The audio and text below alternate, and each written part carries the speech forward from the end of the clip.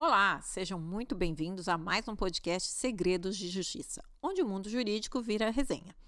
Antes de começar, a gente sempre lembra do nosso parceiro, a OCB do Espírito Santo, que conecta a história através das cooperativas. Mas aqui a gente conecta histórias também com os nossos convidados. E o nosso convidado de hoje é aquele advogado que tem muita história para contar, que antes mesmo de se formar já participava da OAB, né?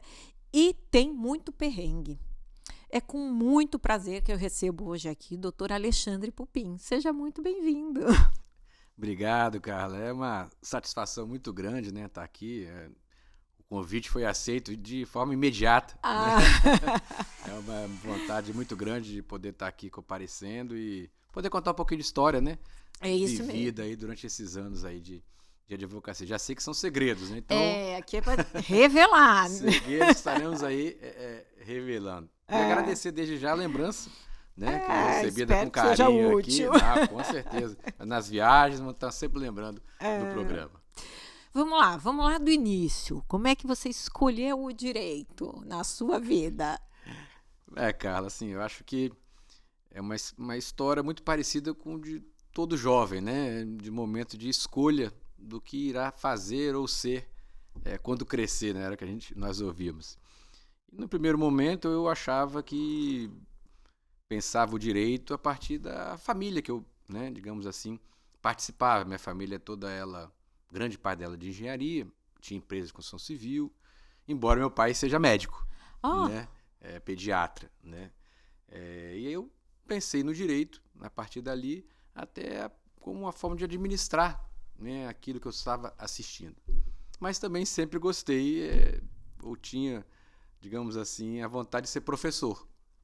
Né? Então eu ficava entre o professor e o direito, digamos assim. Né? Então partiu basicamente daí. Então, na época do vestibular, eu fiz história. Você fez história? Fiz história. Pela vontade de ser professor? Pela vontade de ser professor. Minha professora de história, na época do meu ensino fundamental, médio, professora Isabel, né, grande professora de história, eu amava história. Então eu fiz história na UERJ por um período, né, me matriculei, cursei na UERJ, e como fui chamado para segundo semestre na Universidade do Espírito Santo para Direito, acabei optando em voltar para a terrinha para cursar o Direito. Eu acho que foi a vontade, né, de conhecer o direito melhor. Então, acabei seguindo a carreira do direito a partir daí. Mas fiz um semestre de história. Foi muito legal também essa minha experiência, né? E que história é essa que você já estava na OAB antes mesmo de se formar?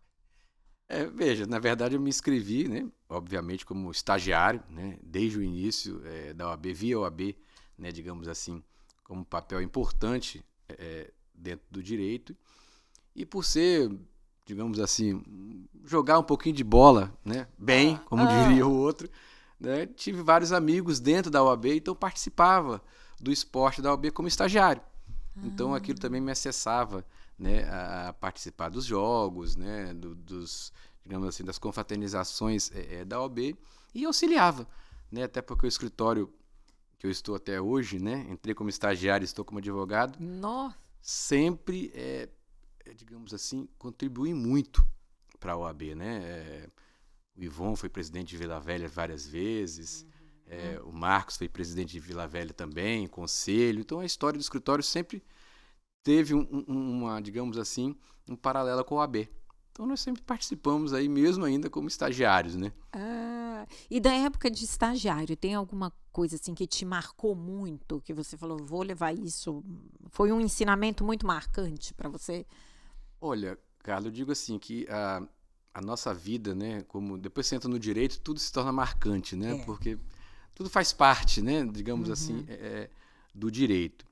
Eu entrei no escritório em 95, né? Embora vivesse antes disso a parte do direito, de serviço de atendimento ao cliente onde eu estagiava antes, que era uma empresa de construção civil, né, o antigo SAC, né, na época estava surgindo, né, o SAC. Então eu vivia isso um pouco de atender o cliente, de ouvir reclamações, né, ouvir muito sobre vício de obra, né, então a gente tinha aquela vivência. E quando você vai para o escritório, aquilo se torna, né, muito mais vívido, né, muito mais acontece de forma corriqueira. Então aquilo sempre me chamou a atenção, né? Mas os grandes aprendizados sempre vieram dos meus sócios, né? Sempre me ensinando que o direito, acima de tudo, é responsabilidade, é ética, mas bom senso. Né? Sim. Né? Então isso foi para mim sempre muito, que trilhou um pouco e vem trilhando a minha vida profissional. E desde formado você dá aula? Foi dar aula? Sim, como é que foi sua carreira dentro da... Porque eu sei que você gosta muito disso também. Sim. Na verdade, eu me formei em 96, né? Mas só pude colar grau em 97 por conta das greves da universidade. Puxa. Né? Então, 96, olha 97... Olha o perrengue já, né? Já começou desde dessa época aí. Cogitou-se até mandar de segurança na época, o doutor Gesandro, para tentar garantir a nossa colação de grau. Né? Então, já teve uma história nesse sentido. Então, logo depois que eu me formei, eu já era estagiário, comecei como advogado, e aí teve um concurso da Universidade Federal, da UFS, para professor substituto, né? E foi exatamente a cadeira de Direito Empresarial, que era aquilo que eu, de certa forma, começava a dar os primeiros passos no escritório, né? Uma área dentro do escritório que eu começava a desenvolver. E essa minha vontade, né, que vinha lá de trás da história, né, de tentar lecionar, eu vi aquela oportunidade do concurso, fiz o concurso na ocasião, fui aprovado e comecei a lecionar, né, em 99 para 2000, depois mais um ano, né, era o período que se podia, como substituto. Lecionei na universidade, comecei até a ser uma história interessante, porque passei para direito empresarial, digamos assim, fui aprovado, né? Mas a minha primeira turma foi de instituições de direito público e privado. Nossa. Para a turma de arquivologia. Nossa da UFS. Senhora! E tinha muita gente na turma? Tinha bastante gente. Então era um curso interessante, noções muito básicas de direito, né? Mas eu lembro que muitas questões eram práticas, né? Da batida do carro, do vizinho, né? E você tentava... Tem o direito de quê? Era assim, uma coisa bem... E você tinha que conciliar isso, né? Também com o lado acadêmico. Claro. Né? Porque passar aquelas noções básicas. E dali, em seguida, não. Aí eu assumi a cadeira mesmo, de Direito Empresarial. Na época era falência e concordata, né? Era concordata ainda, não era recuperação, não era né? recuperação. Era concordata, então eu lecionei essa cadeira. E cadeira de obrigações na época da universidade, né? Recebi apoio de todos os professores da época, né? Muitos haviam sido meus professores, né? Tomanel Rabelo, doutor Francisco, Cleanto, né? Então eram professores que eu vivia, que eu aprendi muito, né? E tinha um respeito muito grande. Eu estava ali naquele momento ao lado deles, né? Lecionando, né? Ao mesmo tempo aprendendo com os alunos. E a partir dali, não parei mais. Parei de lecionar tem uns 2 anos. Né? Mas lecionei até praticamente aí 20 anos da minha vida profissional. E você falou aí que você dava aula de falências e concordatas. Conta pra gente que história é essa de um processo que você teve que negociar com 200 credores ou mais. Como é que foi isso? Verdade. Uma concordata? Foi. Gente, dava trabalho, hein? É muito trabalho. Até medo em certo momento. Mas acho que hoje a recuperação judicial também dá, né? Não, com certeza. Assim, eu digo assim, numa linguagem mais simples, que a grande diferença é que a concordata não tinha uma preocupação com a continuidade. Né? A preocupação era pagar os credores, né? Já a recuperação, acho que leva um pouco para o lado da viabilidade, da manutenção mesmo da atividade. Né? Tanto que o credor passou a ser preponderante. Até então, não.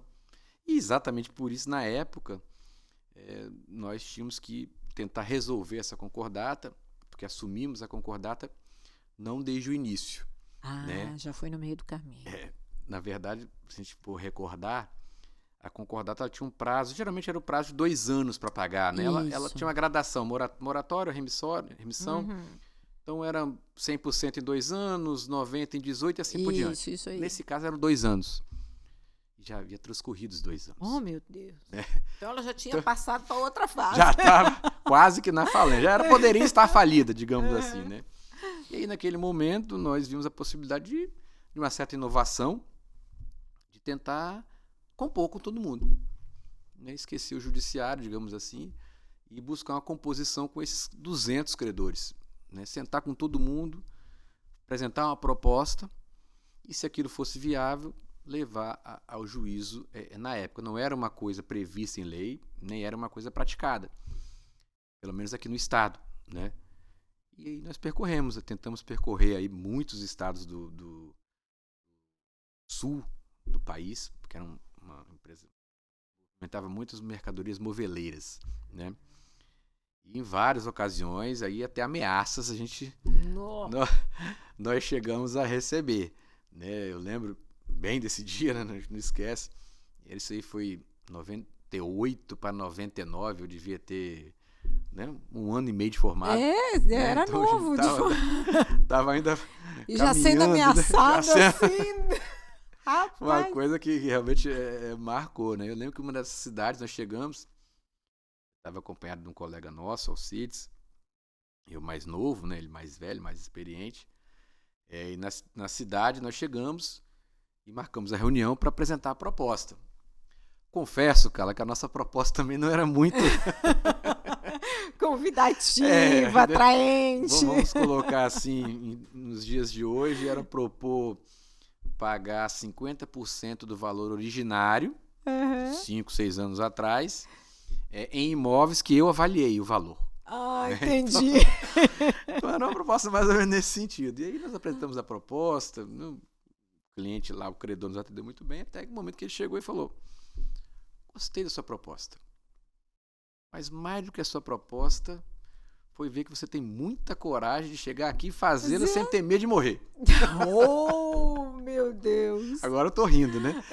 Mas Mas na hora foi um sufoco assim. Nós saímos dali, obviamente aquele credor foi um pouco mais difícil de convencer no final, mas sair dali não dava para dormir mais, né? Era querer trocar de quarto.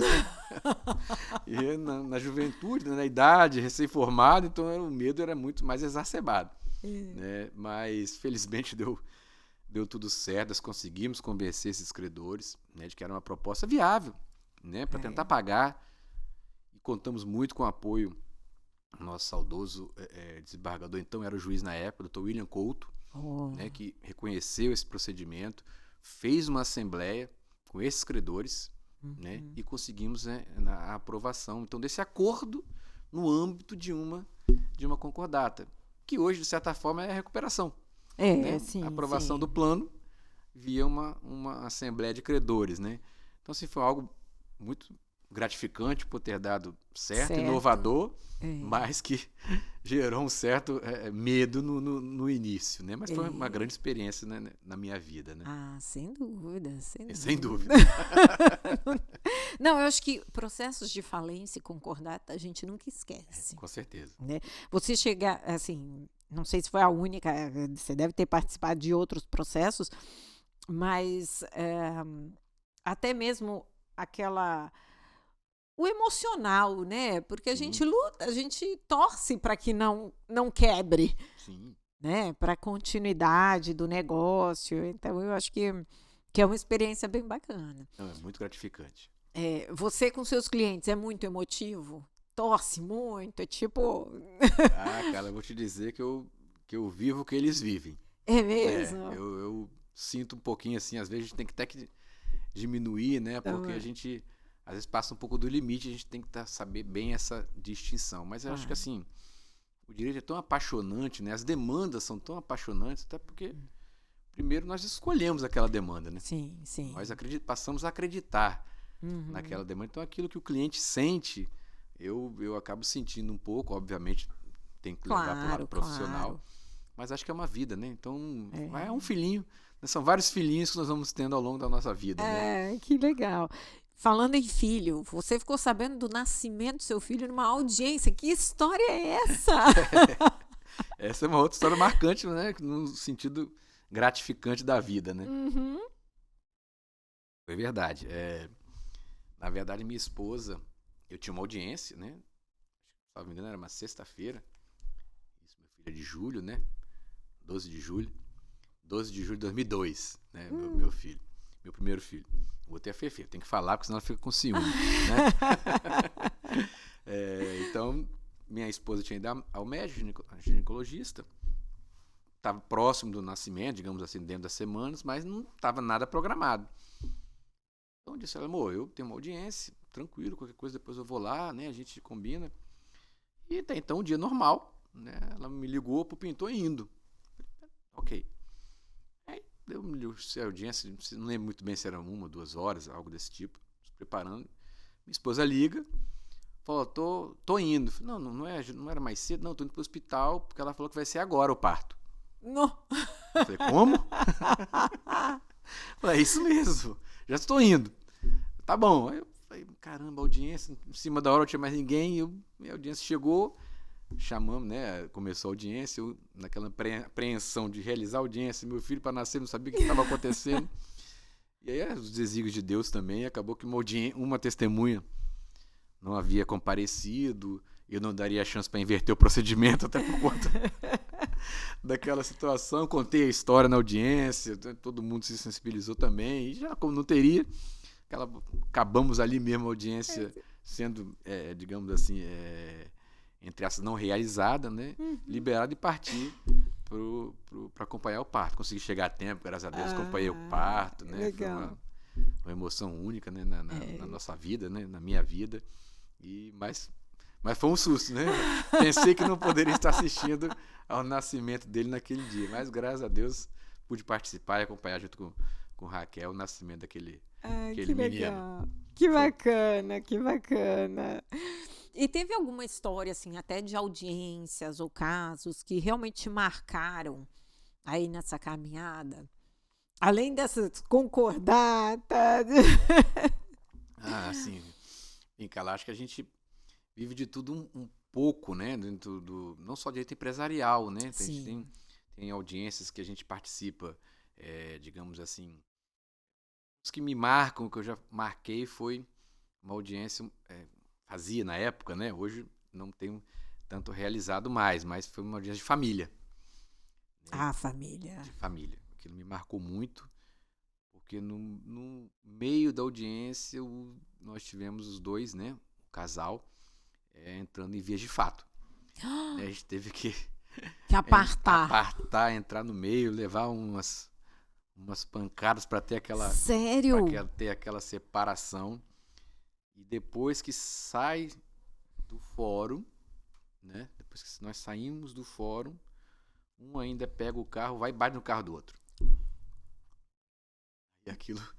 Eu também acho, salvo engano, eu devia estar muito no início da carreira também, então aquilo me marcou um pouco dentro da vara desse processo específico de família. Né? Nosso escritório realiza algumas ações desse tipo, né? Mas aquele processo em si de família me trouxe assim não diria uma imagem diferente do que eu convivia dentro do direito empresarial, né? Embora tenha recebido uma ameaça pois de morte dentro do empresarial, mas aquele caso me marcou um pouco em função daquela circunstância, né? Aquilo que a gente comentou, a gente acaba virando um pouco né? Envolvido com o emocional do cliente, né? Envolvido com aquela... naquele momento, aquela situação, a gente acabou sentindo bastante, né? Teve muito impacto naquele momento, né? Então, foi uma história de além audiência. do impacto do carro, né? Sim. Mas chegaram a machucar? Nada? Não, foi só mesmo... Adiantou e deu ré. Né? Só para fazer... Não vou medir a razão, o motivo, mas né, coisa que a gente acaba vivenciando, né, pelas circunstâncias, né, do processo da vida. Claro. Mas foi uma coisa que realmente me marcou nesse aspecto, né? E da sua atuação junto à OAB? Porque você também era bastante atuante na OAB, né? Sim, Como representante dentro de comissões, você chegou a ser conselheiro, não? sim, Foi sim, sim, conselheiro sim. da ordem. Como é que foi essa sua experiência?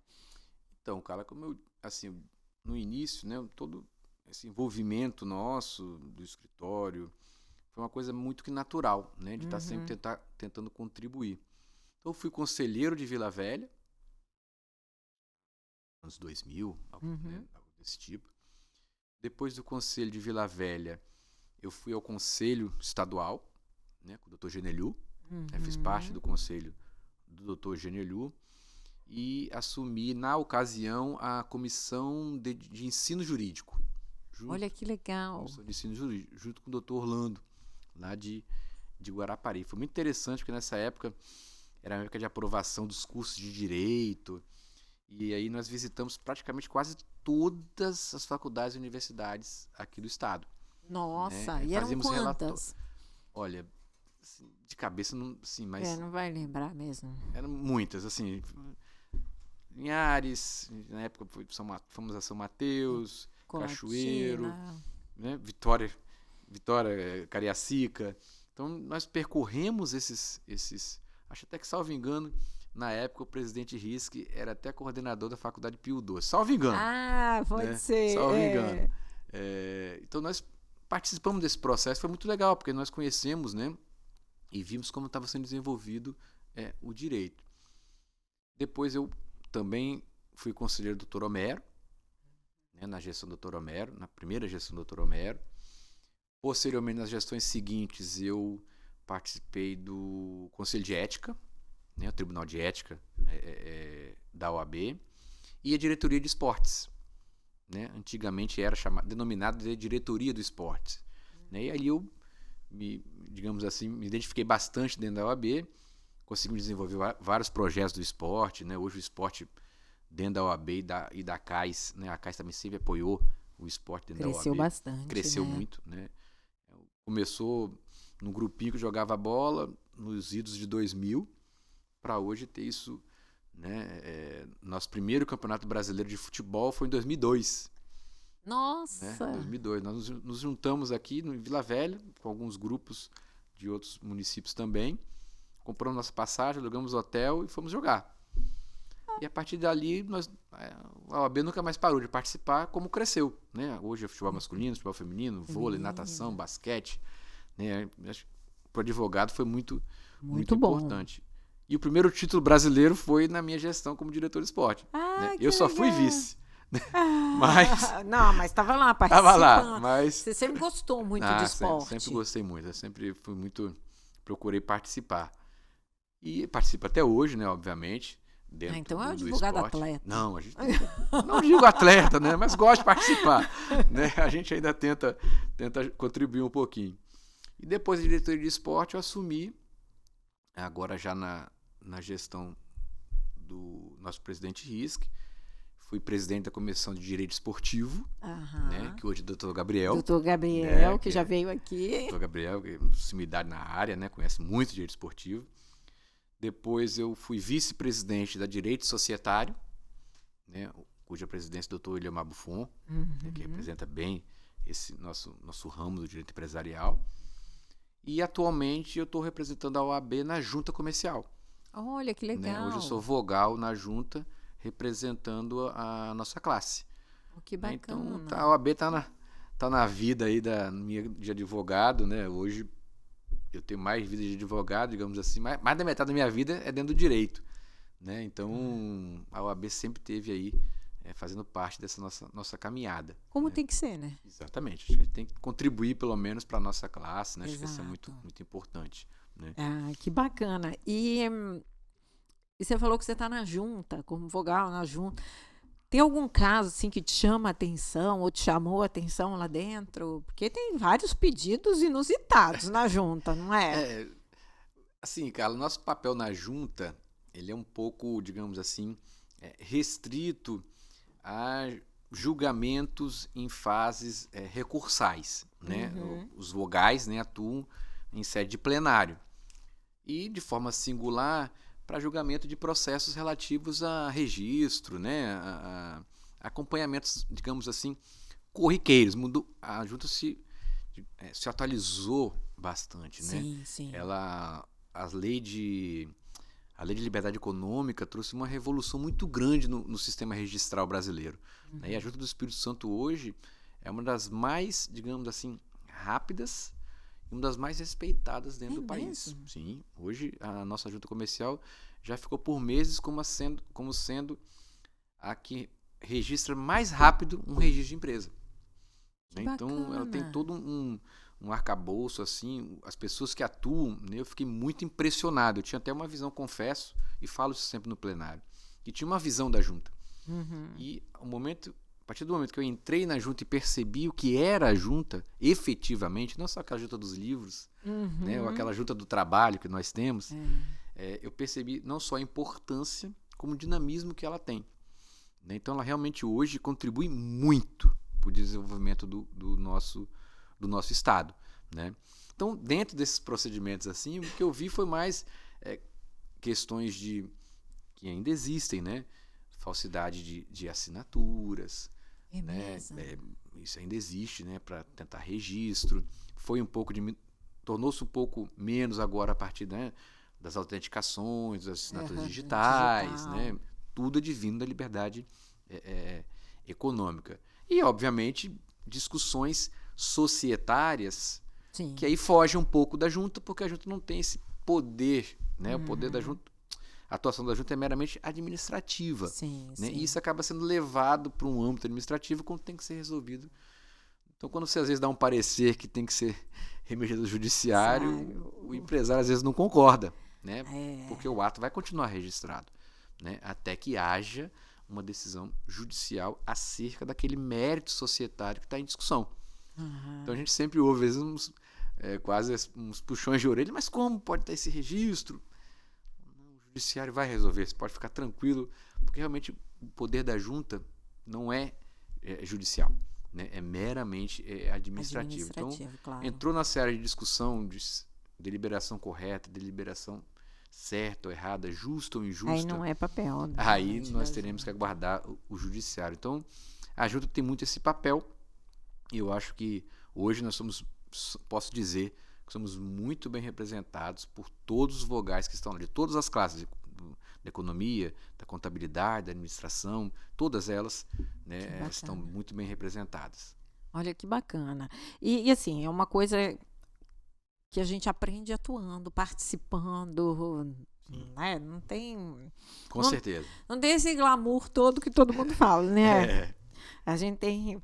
E falando em participação, você recentemente, assim como eu, participou aí da seleção do 5º Constitucional, estava na lista tríplice para o cargo de desembargador. Aí, como é que foi todo esse processo? Você resolveu participar? Por quê? Qual é o sentimento de toda essa caminhada? Então, cara, assim, obviamente que eu me senti muito honrado, né? Claro. Ter conseguido constar, né, dentro da lista tríplice, para mim foi uma honraria mesmo, né? Mas o processo foi assim muito gratificante, né? A gente nos encontrávamos, né? A gente conversava, fizemos amizades, tinha grandes amigos lá, né? Conquistei outros amigos. Então, assim, foi uma experiência de vida que reflete um pouco aquilo que a gente viveu, né, ao longo de toda essa nossa caminhada de advocacia.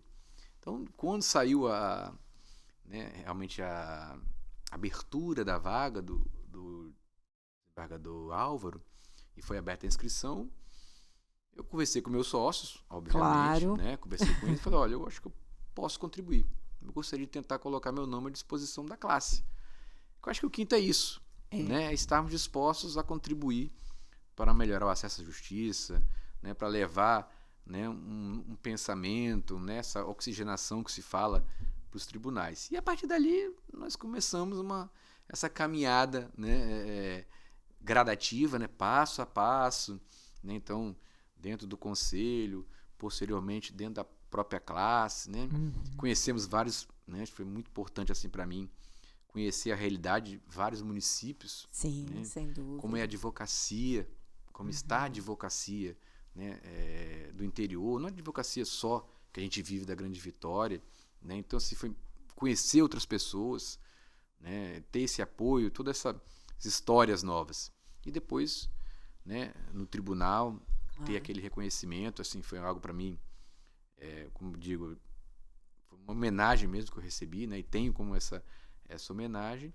E posteriormente a escolha, né, Dr. Rafael, um nome que vem nos representando, né? Sim. Então, assim, dentro da lista eu, o Vinícius, né, que também estava na lista, e o Rafael sendo escolhido. Eu acho que foi uma grande escolha para a advocacia. Sem dúvida. Ele está nos representando, vem atuando de uma forma como nós, assim, advogados, né, esperávamos. Né? Então, assim, eu acho que foi até por isso, né, participar, ter chegado onde cheguei e ter esse resultado, eu acho que foi, assim, para mim, uma honraria e muito gratificante. Né? Foi realmente uma história de vida. E vou te fazer uma pergunta. Você que é da área, né, do direito empresarial, como foi atender as demandas na pandemia? Acho que qualquer demanda, acho que foi um pouco, né, Carla? Assim, a gente fica... Até primeiro, acho que a primeira questão foi uma estruturação. Né? Como estruturar para atender. Acho que aquele primeiro momento... Eu digo assim, que no primeiro momento, talvez até trabalhar era difícil. Né? Eu acho que realmente eu fiquei um pouco assustado, né? Claro, como todo mundo. Até lhe falei anteriormente, meu filho não estava aqui, né, no início da pandemia, então ele meio que... Nós tivemos esse sofrimento, né, do filho longe, tendo que vir, né, tendo que voltar para o Brasil, e como nós faríamos aquilo. Então, em certo momento, isso tudo, mais o escritório, mais o atendimento, então nós tivemos que fazer uma revolução no escritório mesmo. Né? Em casa primeiro, para adaptar. Exato. Né? E aí a modernização não teve como fugir. Né?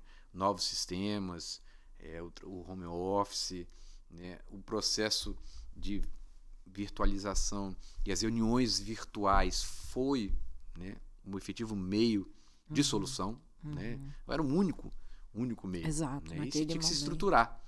Né? Eu lembro e recordo que aquela câmera né, do aparelho de computador, como eu fui comprar um dia, era praticamente 4 vezes o preço normal do que era.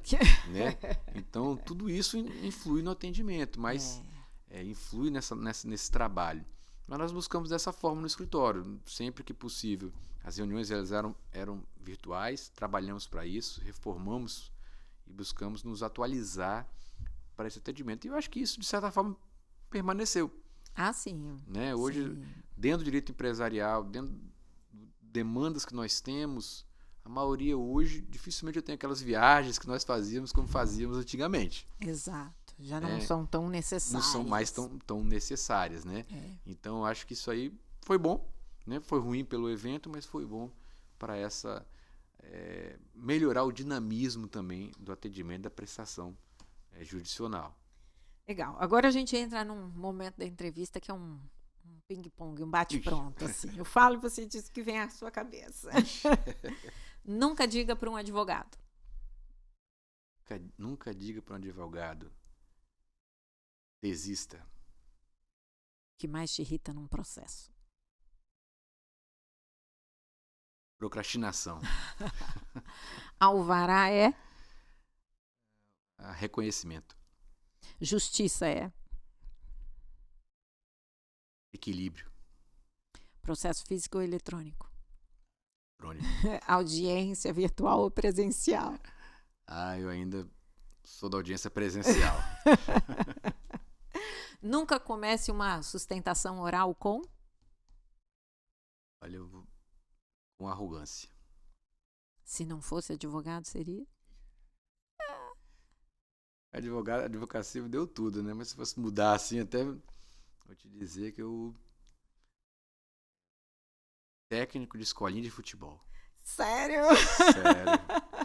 Tudo que eu acompanho meus filhos e vejo. Eu adoro criança, então Acho E é apaixonado por esporte mesmo. Isso aí. Acho que seria uma coisa boa. Olha, doutor, muito, muito, muito obrigado pela sua presença. Foi um prazer enorme tê-lo aqui conosco, compartilhando aí suas histórias. Não, eu que agradeço, cara. Realmente, para mim é uma satisfação muito grande aqui quando recebi o seu convite da equipe. A gente ficou muito feliz, né? Poder estar aqui e contar um pouquinho da nossa vida e da nossa experiência, né? Quem sabe as pessoas, né? Olha isso e vejam, né? Se interessa pelo direito, passa a gostar também. Com toda certeza. E se inspiram. Isso, com certeza.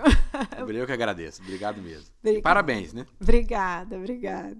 E para vocês, não esqueçam de curtir, compartilhar, ativar o sininho para receber todas as novidades do canal.